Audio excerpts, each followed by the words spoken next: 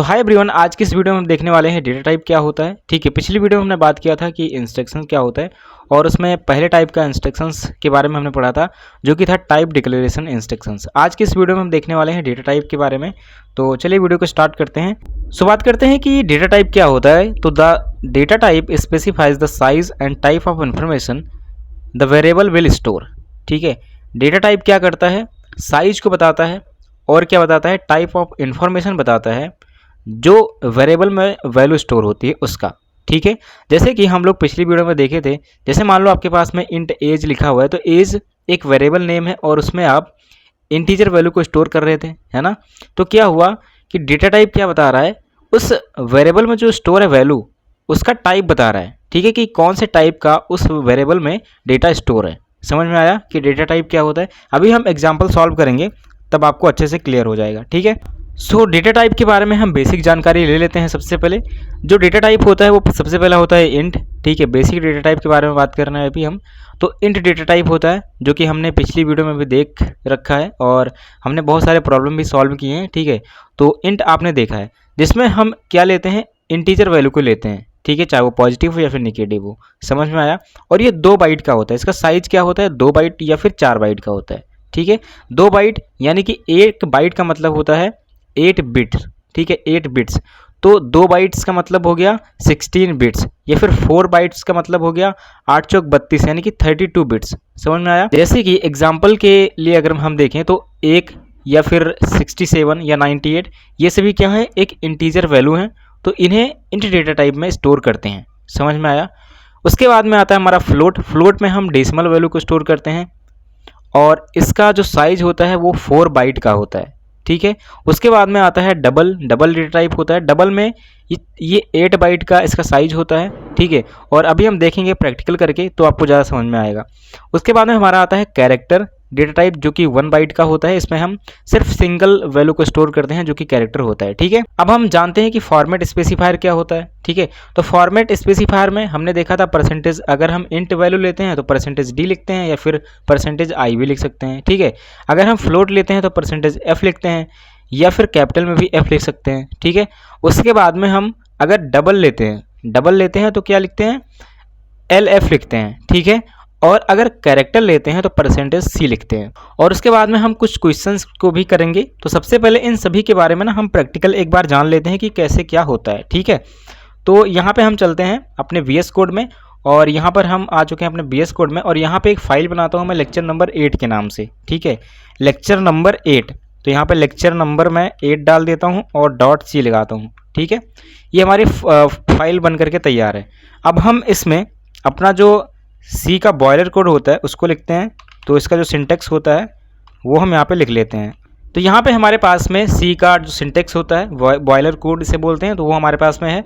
अब हम क्या करने वाले हैं, एक एक करके सभी डेटा टाइप को समझने वाले हैं यहाँ पे। ठीक है, तो सबसे पहले हमारा क्या था, इंट डेटा टाइप। ठीक है, इंट डेटा टाइप था। अगर मैं आपको दिखाने की कोशिश करूँ तो देखो यहाँ पे हमारे पास में क्या था, इंट डेटा टाइप जो कि जिसका साइज होता है 2 बाइट या फिर 4 बाइट का। ठीक है, तो हम क्या करेंगे यहाँ पे इंट डेटा टाइप को सबसे पहले देखते हैं। तो अगर हमें कोई भी इंटीजर वैल्यू को लेना है, ठीक है, कोई भी इंटीजर वैल्यू, तो सबसे पहले हम टाइप डिक्लेयर करेंगे। ठीक है, कि डेटा हमारा किस टाइप का है।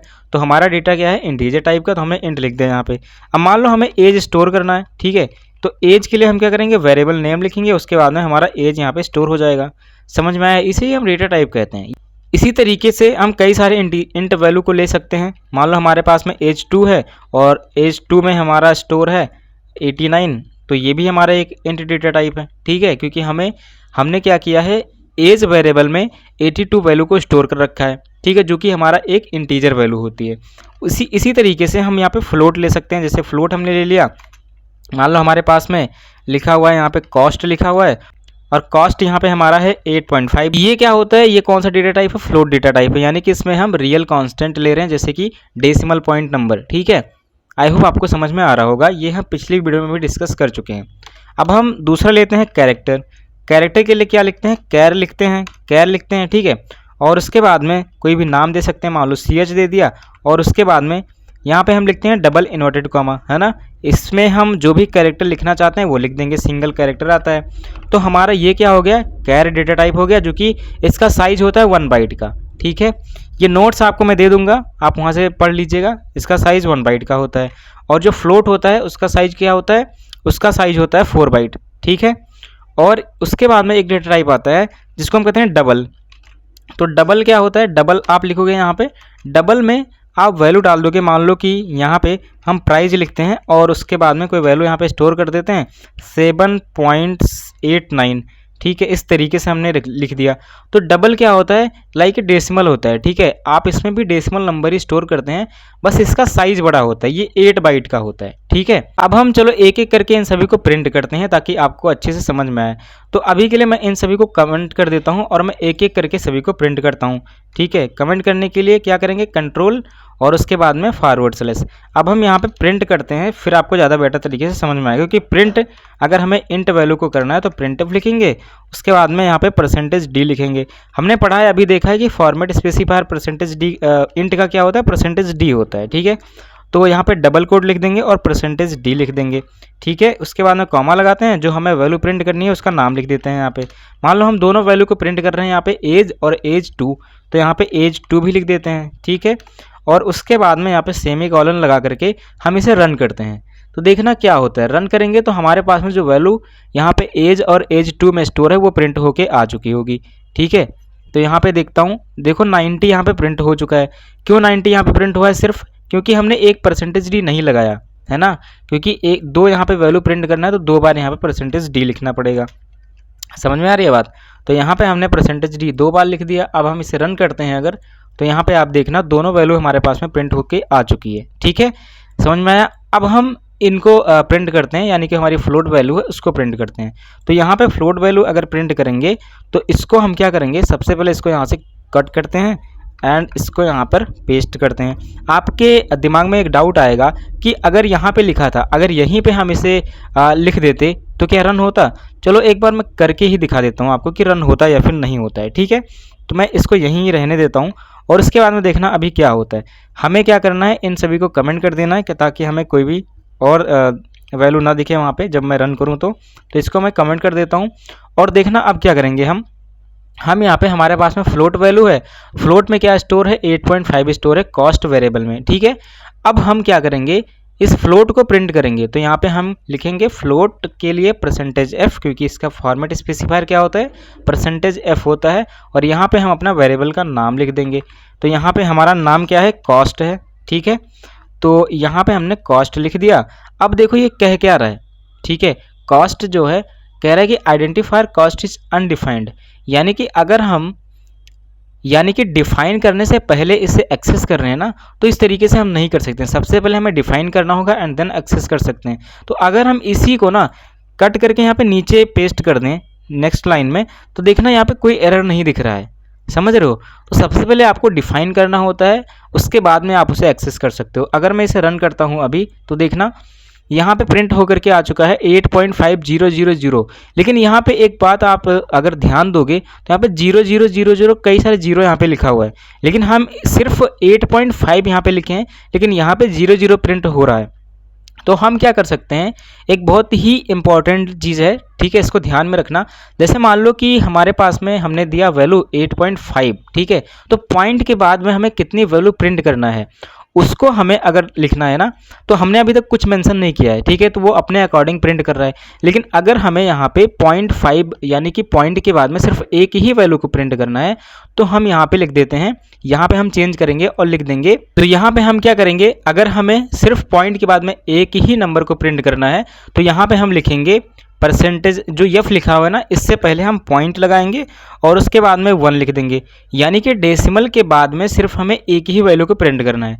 तो देखना अगर मैं इसको अब रन करता हूँ तो यहाँ पे सिर्फ हमारे पास में 8.5 प्रिंट होके आ चुका है। तो इस तरीके से अगर हमें ज़्यादा जीरो नहीं देखना है, ठीक है, अच्छा नहीं लग रहा है, तो हम क्या कर सकते हैं कि जितने भी पॉइंट के बाद में नंबर प्रिंट करवाना चाहते हैं तो उतना यहाँ पे नंबर लिख देंगे, उसके बाद में यहाँ पे वो नंबर यहाँ पे प्रिंट हो जाएगा। अगर मैं यहाँ पे 2 लिखता हूँ, ठीक है, अगर मैं यहाँ पे 2 लिख देता हूँ तो देखना 5 के बाद में 0 प्रिंट हो जाएगा, क्योंकि डेसिमल के बाद में 2 वैल्यू प्रिंट करेंगे, ठीक है। तो यहाँ पे देखना, यहाँ पे प्रिंट हो चुका है 8.50। तो इस तरीके से ये भी इंपॉर्टेंट चीज़ है, इसको भी ध्यान रखना, ठीक है।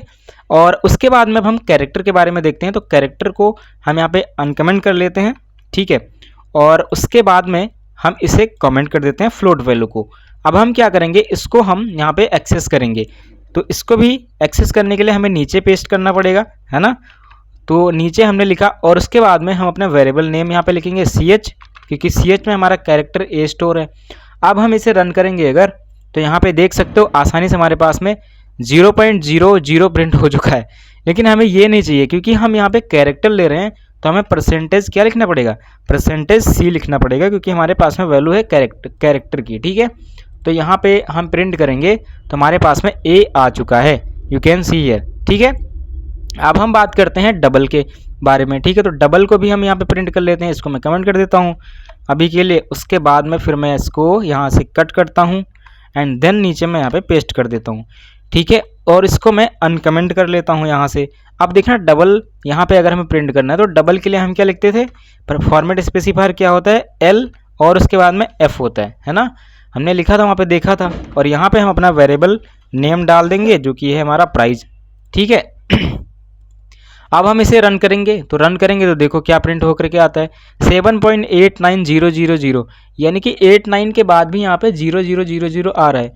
तो अगर हमें इसे 89 ही प्रिंट करना है ना, तो क्योंकि डेसिमल के बाद में सिर्फ हमें 2 वैल्यू प्रिंट करना है, तो यहाँ पे डॉट लिख के और उसके बाद में यहाँ पे 2 लगा देंगे। तो देखना ये वर्क करता है या फिर नहीं करता है। Let's run this code. तो यहाँ पे हमारे पास में प्रिंट होके आ चुका है 7.89। तो ये भी वर्क कर रहा है इस तरीके से। तो इसे ही हम कहते हैं डेटा टाइप, ठीक है, कि किस तरीके से हम वैल्यू को, कौन सी वैल्यू को एक्सेस करना चाहते हैं, फिर कौन से वैल्यू को हम स्टोर कर रहे हैं, ठीक है, किस तरीके की वो वैल्यू है, उसके टाइप को डिक्लेयर करना ही हम क्या कहते हैं, डेटा टाइप कहते हैं, ठीक है, कि किस तरीके का डेटा है। समझ में आया बात? आई होप आप सभी को ये सारी चीज़ें क्लियर हो चुकी होगी, ठीक है। और इसमें हम जहाँ पर भी हमने लिया है, ठीक है, मान लो यहाँ पे इंट 90 लिया था, तो इसको हम निगेटिव भी नंबर ले सकते हैं, ठीक है। मान लो माइनस लेना है तो माइनस भी ले सकते हैं, इसमें कोई इशू आने वाला नहीं है। आप माइनस वाला सभी में एक एक करके आप जो है प्रिंट कीजिएगा अपने अकॉर्डिंग, ठीक है, और आप प्रैक्टिस कीजिएगा, ठीक है। उसको आपके ऊपर मैं छोड़ता हूँ, ठीक है, कर लेना प्रैक्टिस। अब हम बात करते हैं, कुछ क्वेश्चंस करते हैं, क्योंकि इस लेक्चर में मैं क्वेश्चंस लेकर के आया हूँ आप सभी के लिए, ठीक है। और वो इम्पॉर्टेंट क्वेश्चन है और आपको करना जरूरी है, ठीक है। अगर आप करते हो तो आपकी प्रैक्टिस होगी, ठीक है। या फिर मैं एक काम करता हूँ, इस क्वेश्चन को ना अगली वीडियो में करवाऊंगा, क्योंकि ये वीडियो थोड़ी लंबी हो चुकी है। मैं नहीं चाहता हूँ 15 मिनट या फिर 10 मिनट से ज़्यादा लंबी वीडियो हो, क्योंकि मेरा सिस्टम उतना हाई परफॉर्मेंस का नहीं है ताकि मैं एडिट कर सकूँ इतनी लॉन्ग वीडियो और उसके बाद मैं दे सकूँ, इसमें टाइम लगता है, ठीक है। तो मैं ट्राई करूँगा इस क्वेश्चंस को अगले लेक्चर में करने के लिए, जो कि प्रैक्टिस सेट होगा, आसानी से हम उसमें प्रैक्टिस सिर्फ क्वेश्चन करेंगे, ठीक है। तो आप इसे अपने स्तर पर अपने अकॉर्डिंग क्वेश्चन को सॉल्व करने की कोशिश कीजिएगा। अगर हो रहा है तो बहुत अच्छी बात है, आप मुझे क्वेश्चन करके उसका कोड जो है वो कमेंट करके बताइएगा, ठीक है, मैं उसे देखूँगा और अगली वीडियो में मैं इसे करवाऊँगा, ठीक है। तो डोंट वरी, अगर आपको कोई भी डिफ़िकल्टी आती है तो आगे आप देख लेना अगली वीडियो में, ठीक है। तो आज के लिए बस इतना ही और मिलेंगे अगली वीडियो में।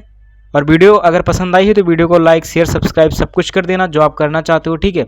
मुझे मोटिवेशन मिलेगा अगर आप लाइक करते हो तो, और अपने दोस्तों के साथ भी शेयर कर देना। जो आपका डाउट है वो कमेंट में पूछ लीजिएगा। So thank you so much for watching this video. I will see you in the next video. Bye bye.